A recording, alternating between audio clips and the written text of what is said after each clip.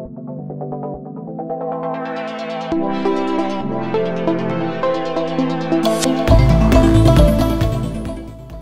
everybody, welcome to another Q&A session on the 39th International Young Audience Film Festival, Kino. My today's guest is André Hörmann, one of the co-director of the film Night Forest. The other director is Katrin Milhan. I hope I pronounce it right. Hello, André. Hi, nice to meet you.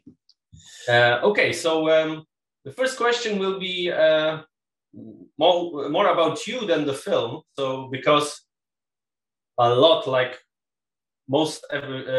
nearly every film you made it before was documentary.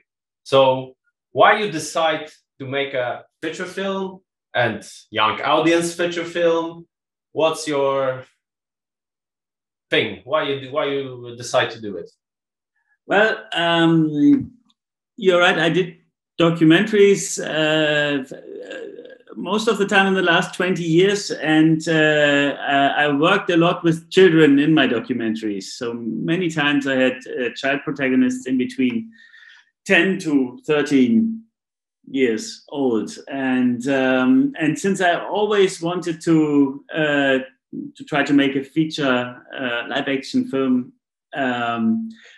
I thought that my best take on it would be to work with young actors because they are not professionals, and I'm very used to the work with kids and the importance of being on eye level with them and to develop stories and bring them to life with them. So that I thought it would be amazing, and since they are kind of the kids and youngsters are my key audience anyways the last 20 years, I was very happy that I got the chance. Okay, so this is your first feature film from 20 years. You make documentaries, and now you decide to mix reality story with the visions, with the fantasy, with not really things. So this is the question: why you decide from making documentaries jump into this fantasy world? Because that's if you want to do fiction, I think that one of the great things you can do is invent like fantasy and fictional worlds and try to sneak into the head and visualize thoughts and dreams of your heroes. So I think that was the key to do it. Plus, I think we decided very early in the process that the fundament of our story is going to be that old Swabian poem saga, and that was to visualize it. We didn't want to do a fantasy film in terms of Hobbit, Lord of the Rings or whatever, but we wanted to sneak into the head of our hero. So we kind of we used that Swabian the scenes of the Swabian saga and made him believe it and visualize it. So that was basically what we wanted to do. Okay, but the visions, the Paul's visions, actually impact on the story, because it's they showed him the path that he need to go. So it's not only visions to visualize that myth, but it's also impact on the story. So more or less the fantasy impact the real world. So that's some connection. So that's right. That was brave for a first film. Okay, but you mentioned the old mythology, the legend. It's actually true? It's actually the real myth, real legend, or you made it up? No, it's a real legend. And somebody found the cave? You mean the real cave? I think there is the Ursulan mountain is real. Nobody found that cave with a hidden monastery yet. Okay. recreated it. Okay, so we changed the topic right now. Star Wars, Final Fantasy, Indiana Jones, Superman, Lord of the Ring, a lot of references to this nerd culture, let's say it. Yes. It's because of you or because of Catherine? This like going to Alderaan and all that stuff. It's me, basically. That's my childhood. And okay. parts of my so-called adult life as well. So yeah. Okay, so the most crucial questions. Do you really think that you can explain our universe with Star Wars? Of course you can. There was some doubts in the movie, you know. Yes, I know.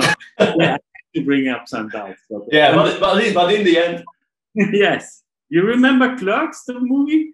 Yeah, sure. Yeah, so here we go. It's an actual political discussion about the Death Star and and the employees. Yeah. Yeah. Okay. Next question.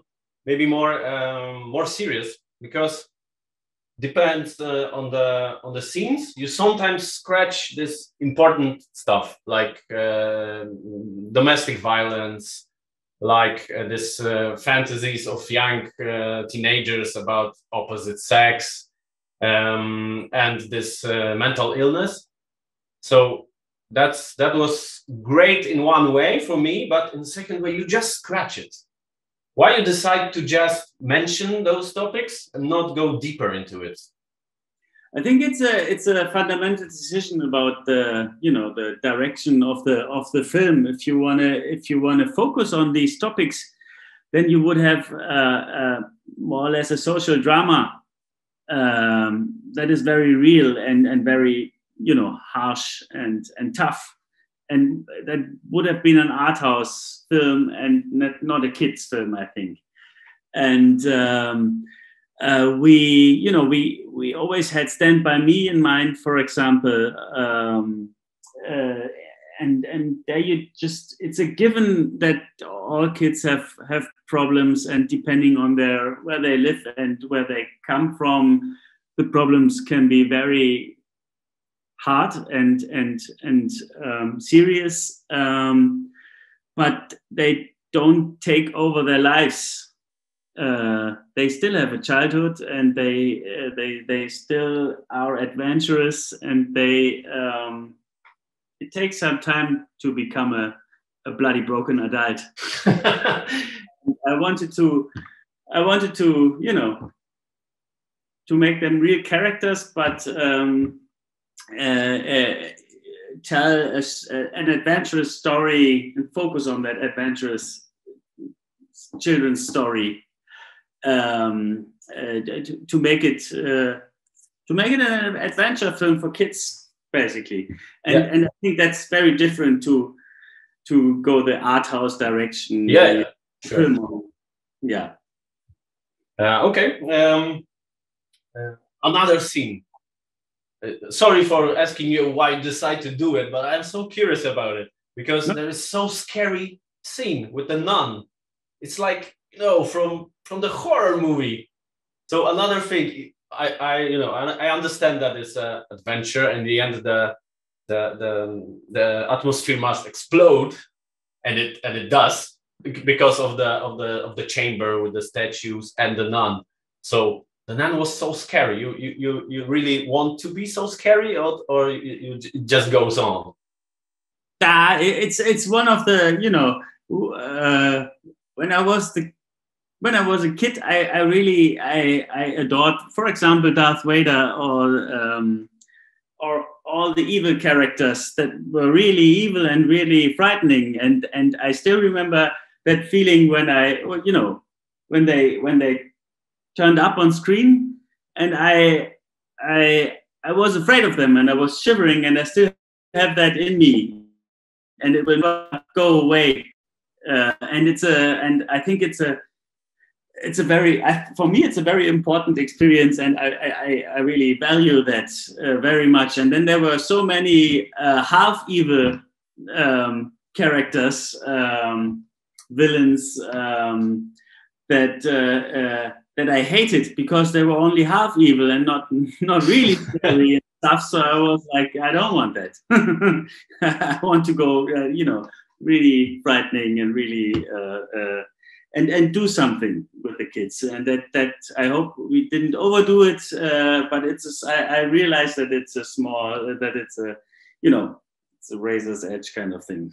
Okay, so for our discussion, I can take that a lot of things in the movie is from your childhood, your life, like all this, nerdy mentions, the scary things. So you, in the beginning and in the end, and during the whole movie, this dreams, this chasing your dreams topic is made. So was this film kind of chasing your dream for you? Making this film, of course.